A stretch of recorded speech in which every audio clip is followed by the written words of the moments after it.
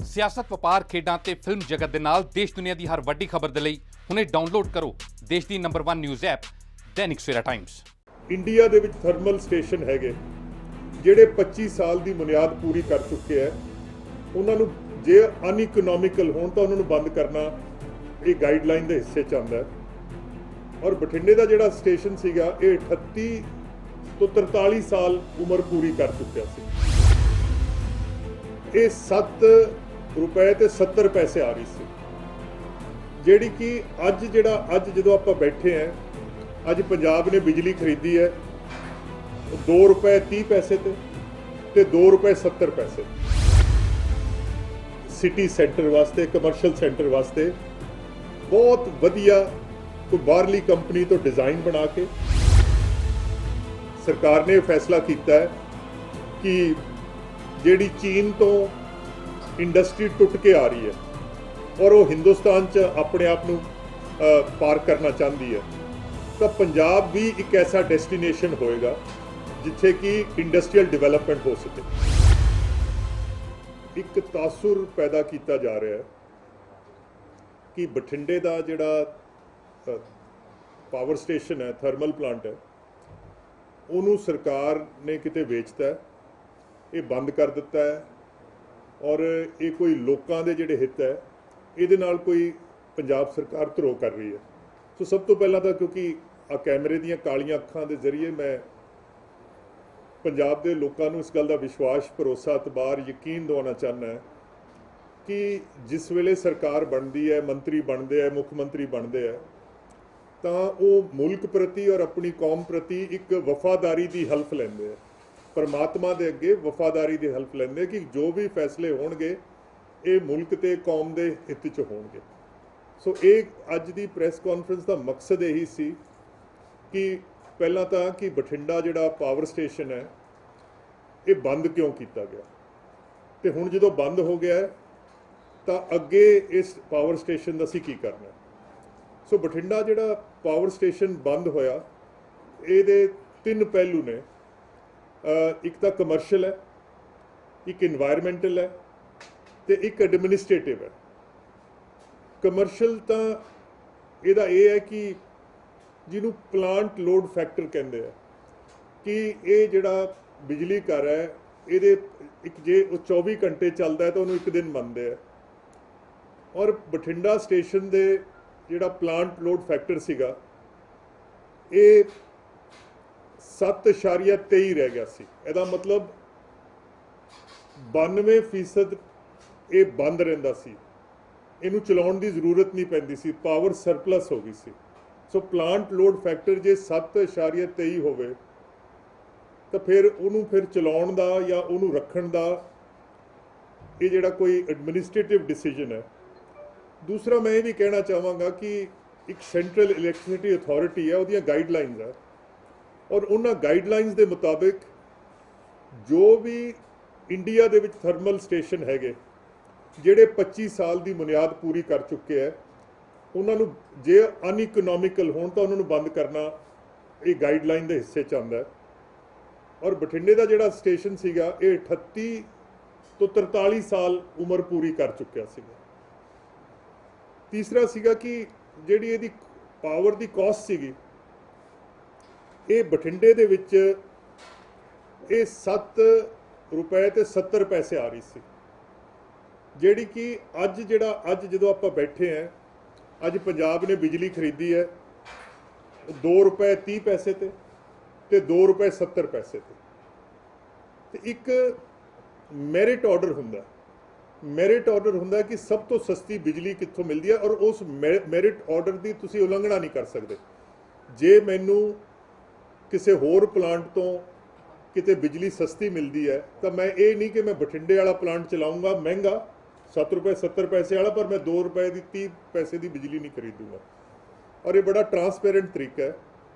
ਸੋ total ਮੈਂ ਕਹਿ ਸਕਦਾ ਕਿ ਅੱਜ ਜਿਹੜੀ ਪੰਜਾਬ ਦੀ ਬਿਜਲੀ ਜਿਹੜੀ ਸਾਨੂੰ ਅੱਜ ਖਾਸ ਕਰਕੇ ਝੋਨੇ ਵਾਸਤੇ ਮਿਲ ਰਹੀ ਹੈ, ਅੱਜ ਦੇ ਮਹੀਨੇ ਦੇ ਵਿੱਚ ਇਹ 3 ਰੁਪਏ ਤੋਂ ਥੱਲੇ ਮਿਲ ਰਹੀ ਹੈ। ਇੱਕ ਇਹ ਮੈਂ ਇਹ ਵੀ ਵਾਜ਼ੇ ਕਰਨਾ ਚਾਹੁੰਦਾ ਹੈ ਕਿ ਬਠਿੰਡਾ ਜਿਹੜਾ ਪਾਵਰ ਸਟੇਸ਼ਨ ਸੀਗਾ ਇਹਦੇ ਵਿੱਚ ਤਕਰੀਬਨ 1057 ਰੈਗੂਲਰ EMPLOYEE ਸੀਗੇ, ਇਹਦੇ ਵਿੱਚ ਆਊਟਸੋਰਸਡ 131 ਸੀਗੇ ਤੇ ਕੰਟਰੈਕਟ ਤੇ 665 ਸੀਗੇ। ਪੰਜਾਬ ਸਰਕਾਰ ਨੇ ਬਠਿੰਡੇ ਪਲਾਂਟ ਦਾ ਇੱਕ ਵੀ EMPLOYEE, ਚਾਹੇ ਉਹ ਰੈਗੂਲਰ ਸੀ, ਚਾਹੇ ਆਊਟਸੋਰਸ ਸੀ ਤੇ ਚਾਹੇ ਉਹ ਕੰਟਰੈਕਟ ਸੀ, ਇੱਕ ਵੀ ਬੰਦੇ ਨੂੰ ਨੌਕਰੀ ਤੋਂ ਨਹੀਂ ਕੱਢਿਆ। ਸਾਰੇ ਬੰਦਿਆਂ ਨੂੰ ਉਹਨਾਂ ਨੇ ਆਲਟਰਨੇਟਿਵ ਜਗ੍ਹਾ ਤੇ ਬਠਿੰਡੇ ਡਿਸਟ੍ਰਿਕਟ ਦੇ ਵਿੱਚ ਉਹਨਾਂ ਨੇ ਉਹਨਾਂ ਨੂੰ ਤਬਾਦਲਾ ਕਰਤਾ। ਸੋ not a single employee of the Bathinda thermal plant was retrenched। और जिस तरह मैं कहा कि जे 7 रुपए 70 पैसे की बिजली प्रोड्यूस होंगी है तो प्लांट लोड फैक्टर जिहड़ा है वो 7.23 है, तो ये प्लांट जिहड़ा है ये अनवाइबल हो गया सी। दूसरा मैं ये भी कहना कि जे ये प्लांट को असीं रखते हैं तो इहदा जिहड़ा प्लांट लोड फैक्टर है इट्स अंडर 8, तो ਇਹਦਾ ਜਿਹੜਾ ਮੇਨਟੇਨੈਂस ਲੇਬਰ ਤੇ ਐਡਮਿਨਿਸਟ੍ਰੇਟਿਵ ਕਾਸਟ ਹੈ ਇਹ 110 ਕਰੋੜ ਰੁਪਏ ਸਾਲ ਦਾ ਪੈਂਦਾ। ਕੋਈ ਵੀ ਜ਼ਿੰਮੇਵਾਰ ਸਰਕਾਰ ਔਰ ਇਹ ਜਿਹੜੇ ਆਪਣੇ ਟੈਕਸ ਪੇਅਰ ਦੇ ਪੈਸੇ ਤੇ ਐਸਾ ਗੈਰ ਜ਼ਿੰਮੇਵਾਰਾ ਫੈਸਲਾ ਨਹੀਂ ਲੈ ਸਕਦੀ ਕਿ ਅਸੀਂ ਉਹਨੂੰ ਕੰਟੀਨਿਊ ਕਰੀਏ। ਇਸ ਲਿਹਾਜ਼ਾ ਇਹ ਪਿਛਲੇ 3 ਸਾਲ ਤੋਂ ਇਹ ਪਲਾਂਟ ਬੰਦ ਪਿਆ ਸੀ। ਔਰ ਮੈਂ ਇੱਕ ਗੱਲ ਇਹ ਵੀ ਜਾਂਦਾ ਤੁਹਾਨੂੰ ਦੱਸ ਕੇ ਜਾਊਂਗਾ कि मिनिस्ट्री ऑफ फॉरेस्ट इन्वायरमेंट ते क्लाइमेट चेंज उन्हां दियां हदायतां हैगियां कि जिन्ने भी पंजाब दे विच पावर प्लांट जिहड़े कोल फायर्ड है चल रहे हैं वो FGD, हुण ये एक साइंटिफिक टर्म है, फ्लू गैस डीसल्फराइजेशन, पहला तो वो मशीनां लाणगे, फिर SPM नूं कंट्रोल जिहड़ा वो पार्टिकुलेट मैटर है उन्होंने कंट्रोल करन दी मशीनरी लाणगे ते मरकरी जिहड़ा है ये मरकरी कंट्रोल करन दी भी लाणगे। और जिहड़ा प्लांट उत्थे नहीं लाऊगा ਉਹਦਾ 18 ਲੱਖ ਰੁਪਇਆ ਦਿਹਾੜੀ ਦਾ ਉਹਦਾ ਜੁਰਮਾਨਾ ਹੈ। ਹੁਣ ਜਿਹੜਾ ਪਲਾਂਟ ਚੱਲ ਹੀ ਨਹੀਂ ਰਿਹਾ ਉਹਦੇ ਤੇ 250-300 ਕਰੋੜ ਰੁਪਇਆ ਪੈਨਲਟੀ ਭਰ ਕੇ ਹਰ ਸਾਲ ਇਹਦੀ ਪੈਨਲਟੀ 200-250 ਕਰੋੜ ਬਣੂਗੀ। ਇਹਦਾ ਵੀ ਕੋਈ ਆਈਡੀਆ ਨਹੀਂ ਸੀਗਾ। ਔਰ ਮੈਂ ਜਾਂਦਾ ਤੁਹਾਨੂੰ ਇਹ ਵੀ ਕਹਾਂਗਾ ਕਿ सो इन्वायरमेंटल, एडमिनिस्ट्रेटिव ते कमर्शियल ये 3 कारण सीगे कि बठिंडा का जिहड़ा पावर प्लांट है ये 3 साल पहला पंजाब सरकार ने इनू बंद करने का फैसला किया। हुण सवाल ये रह गया कि एक बार ये प्लांट बंद हो गया किसी इंप्लॉय की रीट्रेंचमेंट नहीं हुई। और मैं तुहानू ये वसूक ना दस सकदा क्योंकि मैं बठिंडा कंस्टिट्यूएंसी नू रिप्रजेंट करदा। एक साइलेंट मेजोरिटी है, अकाली दल नूं दुख हो सकता है, आम आदमी पार्टी नूं दुख हो सकता है, पर जिहड़े बठिंडे शहर के लोग है जिन्हां ते सिर ते पिछले 40 साल तो स्वाह डिग्री सी, क्योंकि आफ्टर ऑल ये एडा इन्ना तुसीं लखां टन कोला जिहड़ा है जे किते मचाउने हो तो उहदी स्वाह किते ना किते तां डिगूगी। ये बठिंडे शहर के उत्ते डिगदी सी, उन्हां ने तां एक सुख दा साह लिया। हुण सवाल सिर्फ एक इन्ना ही रह गया कि ये जिहड़ा प्लांट है ਇਹਦਾ ਜਿਹੜਾ ਇਹਦੀ ਜਿਹੜੀ ਜ਼ਮੀਨ ਹੈ ਇਹਦਾ ਕੀ ਸਰਕਾਰ ਕੀ ਕਰਨ ਚੱਲੀ ਹੈ, ਕਿਉਂਕਿ ਕੁਝ ਪੇਪਰਾਂ ਨੇ ਲਿਖਤਾ ਹੈ ਕਿ ਗਵਰਨਮੈਂਟ ਨੇ ਇਹ ਜ਼ਮੀਨ ਵੇਚ ਦੇਣੀ ਹੈ। ਇਹ ਤਾਂ ਵੇਚਤਾ, ਇਹ ਲੋਕਾਂ ਦੇ ਹਿੱਤ ਜਿਹੜੇ ਹੈ ਗਵਰਨਮੈਂਟ ਇਹ ਵੀ ਵੇਚ ਕੇ ਖਾ ਜੂਗੀ। ਸੋ ਇਹਦੇ 3 ਪਹਿਲੂ ਹੈ। ਇੱਕ ਤਾਂ ਬਠਿੰਡੇ ਦੇ ਵਿੱਚ ਕੋਈ 164 ਏਕੜ ਦੇ ਵਿੱਚ ਝੀਲਾਂ ਹੈ, ਪਾਣੀ ਜਿਹੜਾ ਇਹਨੂੰ ਚਲਾਉਣ ਵਾਸਤੇ ਲੋੜ ਸੀ। ਸਰਕਾਰ ਨੇ ਫੈਸਲਾ ਕੀਤਾ ਕਿ ਇਹ ਜਿਹੜੀਆਂ ਝੀਲਾਂ 164 ਏਕੜ 'ਚ ਇਹ ਉਵੇਂ ਹੀ ਰੱਖ ਕੇ ਤੇ ਬਠਿੰਡਾ ਸ਼ਹਿਰ ਦੀ ਜਿਹੜੀ ਵਾਟਰ ਸਪਲਾਈ ਹੈ ਇਹ ਇਹਦਾ ਹਿੱਸਾ ਬਣ ਜਾਣਗੀਆਂ। ਕਿਉਂਕਿ ਸਾਡਾ ਜਿਹੜਾ ਬਠਿੰਡੇ ਦਾ ਪੀਣ ਵਾਲਾ ਪਾਣੀ ਹੈ ਗਰਾਊਂਡ ਵਾਟਰ ਜਿਹੜਾ ਅਨਡਰਿੰਕੇਬਲ ਹੈ, ਤੇ ਜਿੱਦਣ ਨਹਿਰ ਬੰਦ ਹੁੰਦੀ ਹੈ ਕੈਨਾਲ ਬੇਸਡ ਹੈ ਤੇ ਸਾਡੇ ਕੋਲੇ ਸਟੋਰੇਜ ਦੀ ਕਪੈਸਿਟੀ ਸਿਰਫ 10-12 ਦਿਨਾਂ ਦੀ ਹੈ। ਜੇ ਬੰਦੀ 10-12 ਦਿਨਾਂ ਤੋਂ ਜ਼ਿਆਦਾ ਹੋ ਜਾਂਦੀ ਹੈ ਤਾਂ ਬਠਿੰਡੇ ਸ਼ਹਿਰ 'ਚ ਪਾਣੀ ਮੁੱਕ ਜਾਂਦਾ ਹੈ। ਸੋ ਗੌਰਮੈਂਟ ਨੇ ਇਹ ਫੈਸਲਾ ਕੀਤਾ ਹੈ ਕਿ 164 ਏਕੜ ਇਹ ਪਾਣੀ ਜਿਹੜਾ ਹੈ ਇਹ ਬਠਿੰਡੇ ਦੀ ਵਾਟਰ ਸਪਲਾਈ ਦਾ ਹਿੱਸਾ ਬਣ ਜਾਊਗਾ। 2.5-3 ਮਹੀਨੇ ਵੀ ਨਹਿਰ ਬੰਦ ਹੋ ਜੇ ਤਾਂ ਬਠਿੰਡੇ ਸ਼ਹਿਰ ਨੂੰ ਪਾਣੀ ਦੀ ਕਮੀ ਨਹੀਂ ਆਏਗੀ।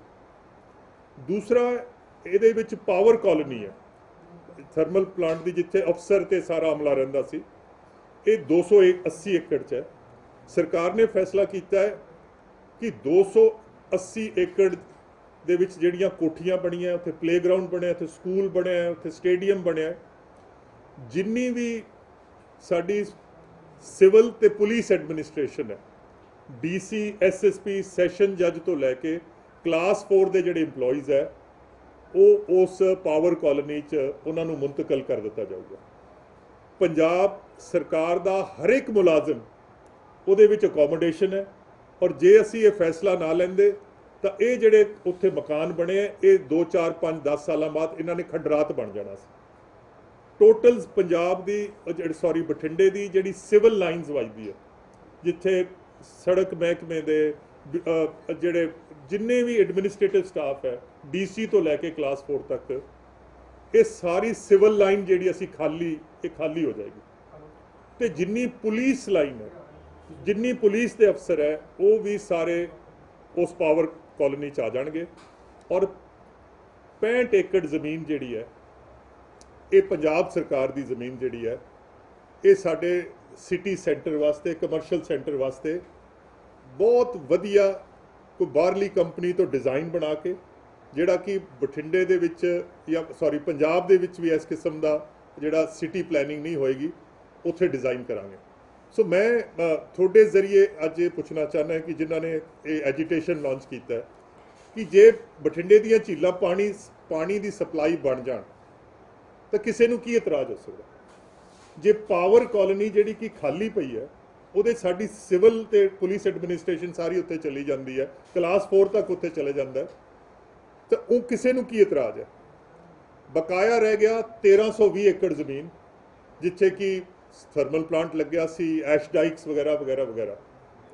ਸਰਕਾਰ ਨੇ ਫੈਸਲਾ ਕੀਤਾ ਹੈ ਕਿ ਇਹ ਸਾਰੀ ਜ਼ਮੀਨ ਜਿਹੜੀ ਹੈ ਇਹਦੇ ਤੇ ਇੰਡਸਟਰੀਅਲ ਪਾਰਕ ਬਣੇਗਾ, ਕਾਰੋਬਾਰ ਦਾ ਪਹੀਆ ਜਿਹੜਾ ਹੈ ਇੱਕ ਵਾਰੀ ਫੇਰ ਚੱਲੇਗਾ। ਸਰਕਾਰ ਨੇ ਫੈਸਲਾ ਕੀਤਾ ਹੈ ਕਿ ਜਿਹੜੀ ਚੀਨ ਤੋਂ ਇੰਡਸਟਰੀ ਟੁੱਟ ਕੇ ਆ ਰਹੀ ਹੈ ਔਰ ਉਹ ਹਿੰਦੁਸਤਾਨ 'ਚ ਆਪਣੇ ਆਪ ਨੂੰ ਪਾਰਕ ਕਰਨਾ ਚਾਹੁੰਦੀ ਹੈ, ਤਾਂ ਪੰਜਾਬ ਵੀ ਇੱਕ ਐਸਾ ਡੈਸਟੀਨੇਸ਼ਨ ਹੋਏਗਾ ਜਿੱਥੇ ਕਿ ਇੰਡਸਟਰੀਅਲ ਡਿਵੈਲਪਮੈਂਟ ਹੋ ਸਕੇ। ਔਰ ਜਿੰਨੇ ਬੰਦੇ, ਜਿਸ ਤਰ੍ਹਾਂ ਮੈਂ ਤੁਹਾਨੂੰ ਦੱਸਿਆ ਕਿ 1000 ਬੰਦਾ ਥਰਮਲ ਪਲਾਂਟ 'ਚ ਰੈਗੂਲਰ ਕੰਮ ਕਰਦਾ ਸੀ ਔਰ ਤਕਰੀਬਨ 1000 ਜਿਹੜਾ ਆਊਟਸੋਰਸ ਤੇ ਕੰਟਰੈਕਟ ਸੀ।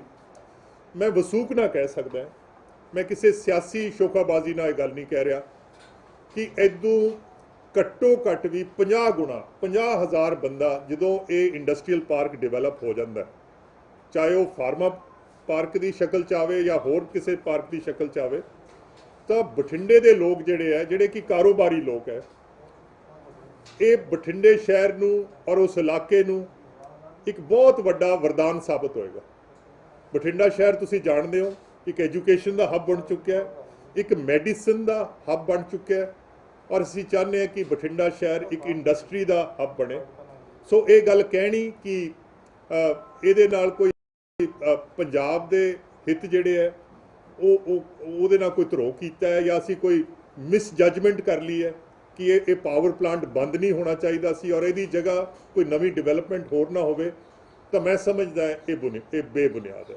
ਇਹ ਮੁਖਤਸਰ ਜਿਹਾ ਮੇਰਾ ਇੱਕ ਬਿਆਨ ਸੀ पावर प्लांट के हवाले में। Open challenge 17 time gold medalist मियां रफीक मोहम्मद, पंडित, मौलवी, बेगम, तांत्रिक, इन्हां चोरा ठग्गां तो सावधान। स्पेशलिस्ट वशीकरण, सट्टा नंबर, लव मैरिज, पति पत्नी च अनबन, विदेश च पक्का होना, कारोबार दा ना चलना, सिर्फ 31 घंटियां विच समाधान। फ्री फ्री फ्री मियां रफीक मोहम्मद। मोबाइल 84 374 94 647 84 374 94 648।